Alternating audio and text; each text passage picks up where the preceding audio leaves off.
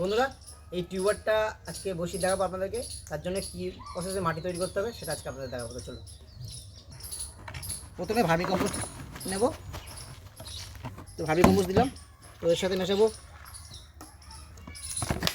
এর সাথে মেশাচ্ছি হাঁড়ের গুঁড়ো, মিল সিঞ্জাটা মেশাচ্ছি,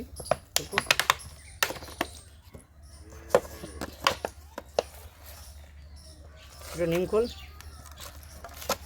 বিশেষ করে সিউইডটা ব্যবহার করবেন, এই সিউইড মেশাবো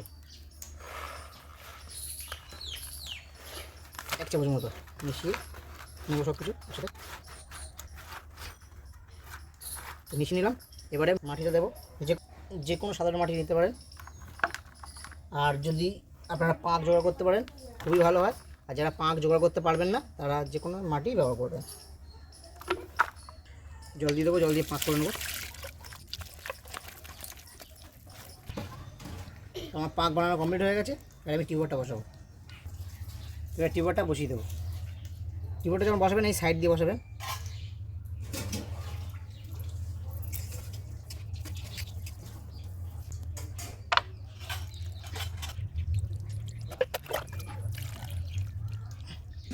তো আমার এখানে টিউবার লাগানো হয়ে গেছে, দেখতে পেলেন।